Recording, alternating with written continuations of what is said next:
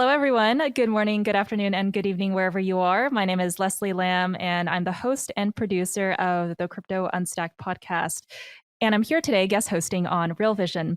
Today, I am joined by Haouk Lee, co-founder of Trinity Investments. Trinity Investments is one of the top 15 family offices globally by permanent capital size.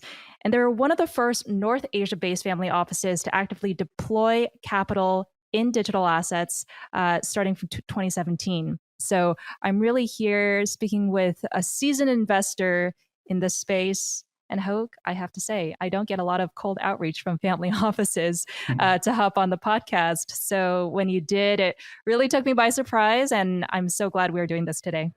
Yeah, glad to be here, Leslie, and share my thoughts on this exciting space. So before we dive into the world of family offices, would love for you to tell us about your coming to crypto story. Okay, so basically, all my professional career, I've been on the investment side as an asset manager. And before investing in crypto, when I established Trinity with the backing of my principal billionaire investor, we were investing primarily in residential real estate in emerging markets and frontier markets, as well as mostly in art.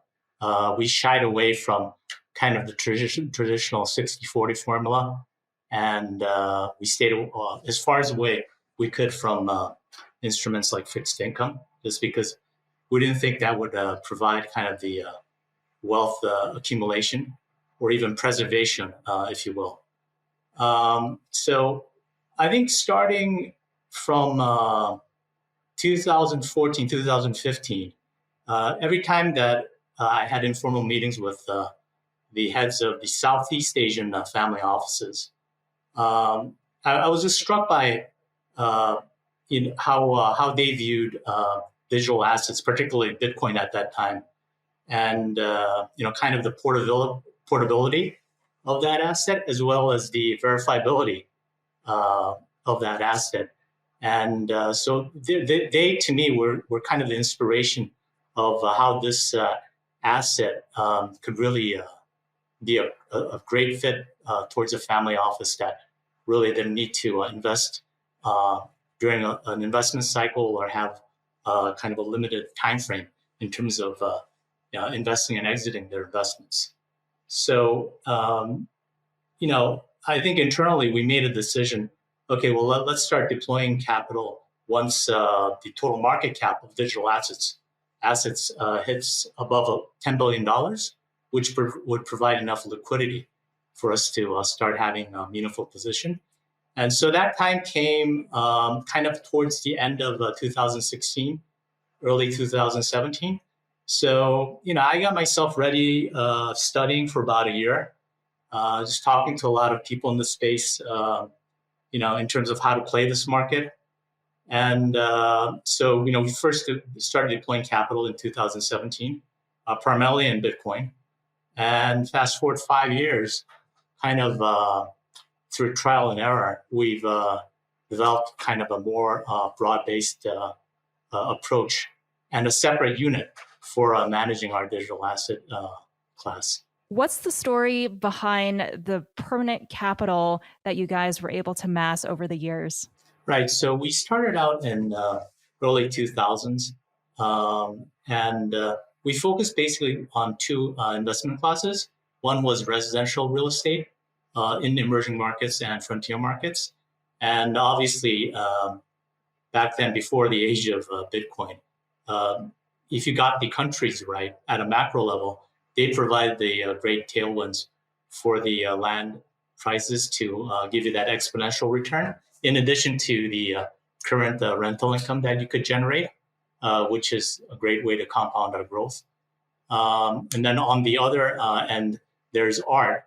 And if you're able to go to auctions and amass a collection of scarce hard art of hard asset in a collection that's desired, and in 10, 15 years, that's also going to provide you with exponential growth in terms of the value. So those have kind of been the true drivers of our permanent capital increase before we started investing in digital assets 2017. So what's really interesting that came out of the conversation we had prior to this interview was the question of, why aren't family offices, especially the multi-generational families, why aren't they typically first movers when it comes to investing in new industries? So not just crypto, but other types of industries as well, more broadly speaking, technology, right? A lot of people have this question, so I'll just, punt it over to you. It's fascinating because so much of the media focuses on, hey, this is how this trend is developing. You get a lot of retail people excited about it, but yet the family office space still tends to be a little bit more reserved on that end. Okay, well, I think I have to kind of break that down geographically, and as well as kind of the whether at what stage is that wealth? Is that old money versus new money, right? So if you have kind of the geographically, if you have the North American family offices, the European family offices, and then kind of the Asian family offices, you have three broad clusters, and within kind of the three clusters, you'd have is it kind of first generational money, or is it like fourth generation?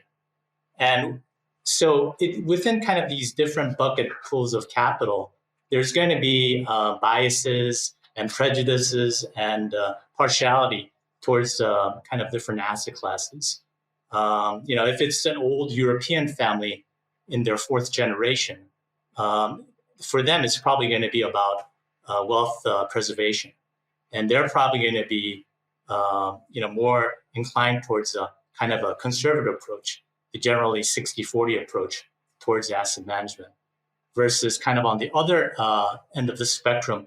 If it's a first generation US tech billionaire family office, then they probably would be very open towards, trying to invest in the next unicorn or decacorn, and so forth. So I think a lot to do has kind of, who the principles of that family office. What is the origins of their wealth? And so that, I think, would dictate a lot of the investment philosophy behind how the family investment offices, how that particular family investment office goes about doing business. For example, when I referenced the Southeast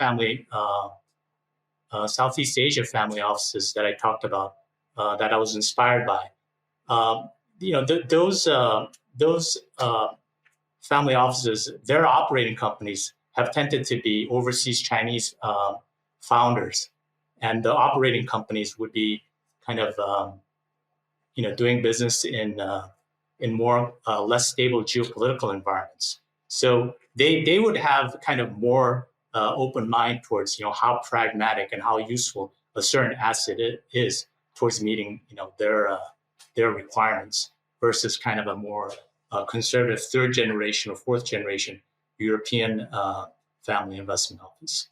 So I think that's kind of the ends of the spectrum that you can't really generalize. Okay, so the overseas Chinese family offices, primarily based in Southeast Asia, they have had a history of operating under geopolitical uncertainty. So, their culture will tend to be more focused on, something that has a real use case and something that's pragmatic. And so, digital assets is something that, obviously gives them that in terms of the portability. If there's a rest or turmoil and they need to go somewhere, on their private jets with different passports, that it's just tailor-made for their needs.